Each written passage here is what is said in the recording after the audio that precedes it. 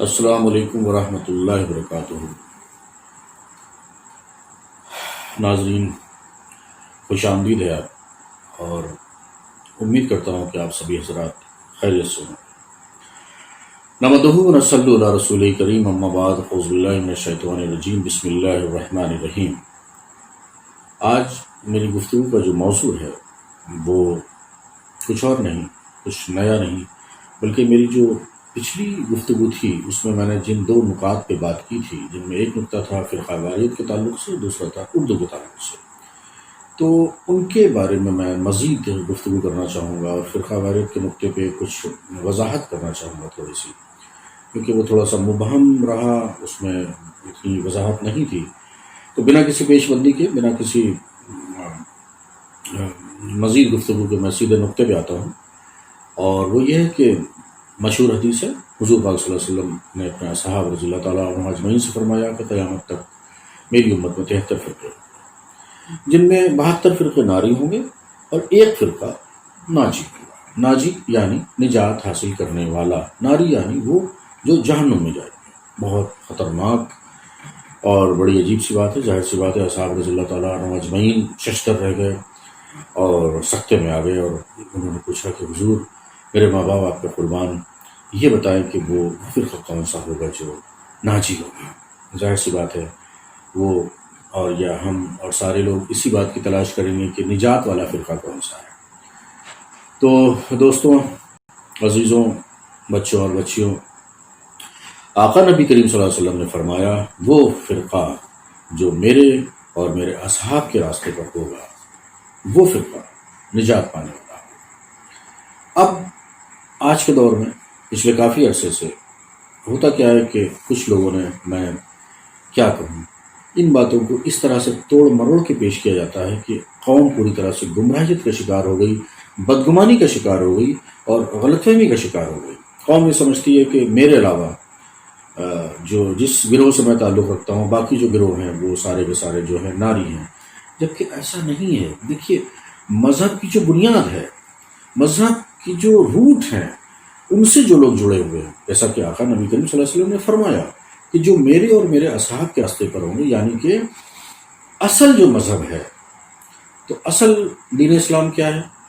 اللہ کی وحدانیت، رسول صلی اللہ علیہ وسلم کی رسالت، روز قیامت پر پورا یقین، مرنے کے بعد جو ابدی زندگی ہے، جنت و دوزخ کے معاملات ہیں ان پر یقین، ملائکہ پر یقین، یہ جو ساری چیزیں ہیں، ان پہ جو لوگ یقین رکھتے ہیں، اور ان میں سب سے جو امپورٹنٹ بات ہے، جو موسٹ امپورٹنٹ بات ہے، وہ ہے حضور پاک صلی اللہ علیہ وسلم کو پیغمبر آخر الزماں ماننا، کیونکہ اسی نقطے پہ بہت سی چیزیں شروع سے گڑبڑ ہوئی ہیں۔ اور بعد میں کیا ہوا کہ اب جیسے فرقوں کی بات کی جائے تو بالکل فوراً فرام دی ویری بگننگ کیا ہوا، شیعہ فرقہ وجود میں آ گیا۔ خلافت کے معاملے کو لے کے اتنا شدید اختلاف ہوا کہ وہ آج تک وہ اختلاف باقی ہے، پتہ نہیں اس اختلاف کو کیوں ڈھویا جا رہا ہے، اللہ جانے، اللہ کی مرضی۔ بہرحال اس کے بعد پھر کیا ہوا، اور بھی تمام کئی لوگ ایسے آئے، کئی فرقے، کئی گروہ ایسے آئے، ان میں سے کچھ لوگوں نے یہی چیز جو میں نے ابھی کہی، جو موسٹ امپورٹنٹ معاملہ ہے کہ حضور پاک صلی اللہ علیہ وسلم کے بعد اپنی نبوت کا دعویٰ کرنا، ایسا سلسلہ چلا تو یقینی طور سے وہ اپنے آپ کو مسلمان کہتے تھے، نماز پڑھتے تھے اور سارے ارکان ادا کرتے تھے، لیکن اس طرح کی باتیں کر کے انہوں نے اپنے آپ کو گمراہیت میں ڈالا، اور وہ ان فرقوں میں شامل ہو گئے جو ناری فرقے ہیں۔ مثال کے طور پہ میں چھوٹی سی مثال دینا چاہوں گا۔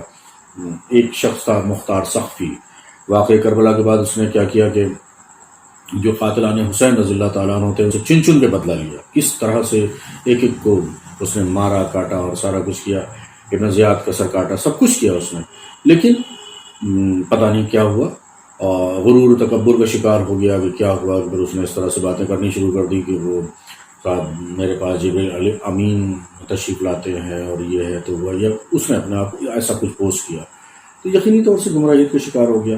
اس کے بعد اور بھی ایسی چیزیں تاریخ میں ملتی ہیں جہاں یہ پتہ چلتا ہے کہ لوگوں نے نبوت کا دعویٰ کر دیا، یہ کر دیا، وہ کر دیا، تو یہ فرقے ہی تو ہیں۔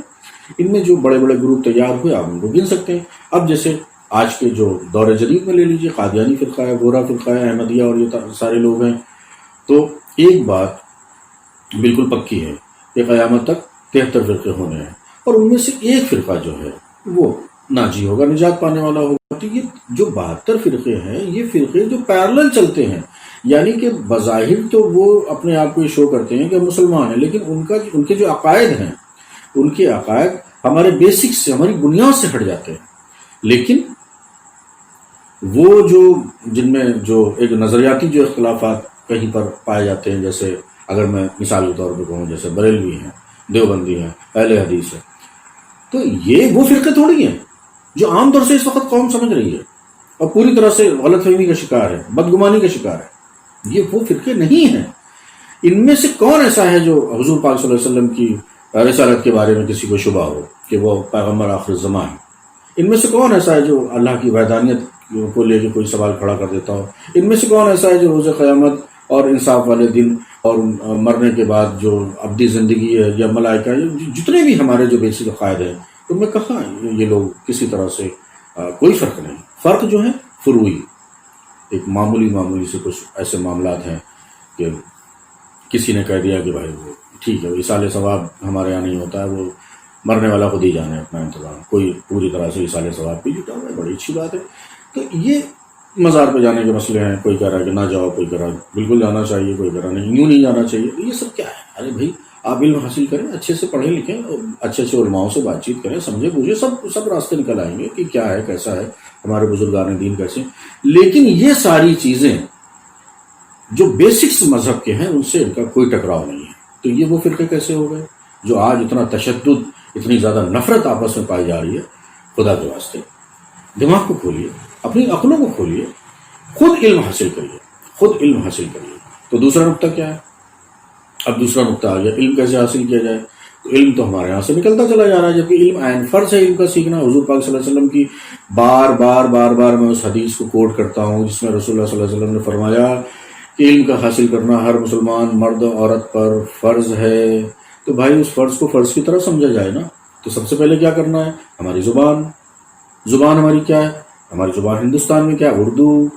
تو ہم اردو کو کیوں مرنے دے رہے ہیں؟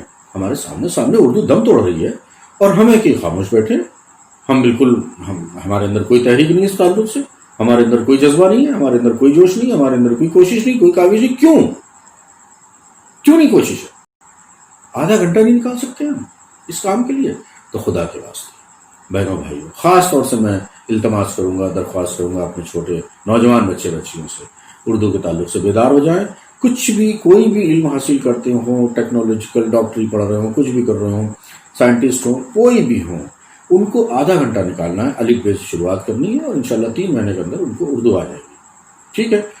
تو اردو کے سیکھنے سے کیا ہوگا کہ ہماری تہذیب، ہمارا تمدن، ہمارا جو کلچر ہے، ہماری جو ثقافت ہے، ہماری ثقافت، ہماری جو تہذیب ہے، ہم اس لائق ہو سکیں گے کہ احادیث کی کتابیں پڑھ سکیں، ہم اس لائق ہو سکیں گے قرآن شریف کو ترجمے سے پڑھ سکیں۔ بار بار میں اس بات کو دہراتا ہوں کہ ان چیزوں کو کرنے کی، پڑھنے کی، سمجھنے کی ضرورت ہے۔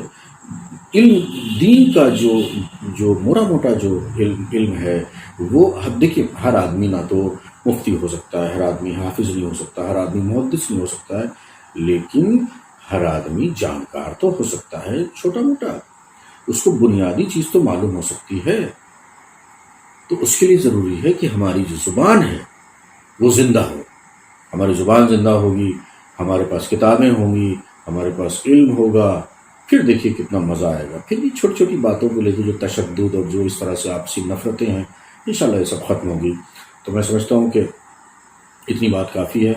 مزید میں نے ان دونوں نکات پر روشنی ڈالنے کی کوشش کی، مزید میں آپ لوگوں سے درخواست کر رہا ہوں، مزید میں آپ لوگوں کے سامنے اس بات کو لے کر بار بار گڑگڑا رہا ہوں، خدا کے واسطے فرقہ واریت جیسے جھمیلے میں نہ پڑیں، بہت بڑا گناہ ہے۔ آپس میں محبت، اخوت، بھائی چارے کو بنائے رکھیں، اختلافات کی طرح رہنے دیں، اس کو نفرت میں تبدیل مت کریں، اور اردو کو زندہ کرنے کی کوشش کریں۔ تھوڑا سا وقت نکالیں، اس تعلق سے جذبے کی ضرورت ہے، اپنے اندر وہ جذبہ پیدا کریں، انشاءاللہ ہمیں کامیابی ملے گی۔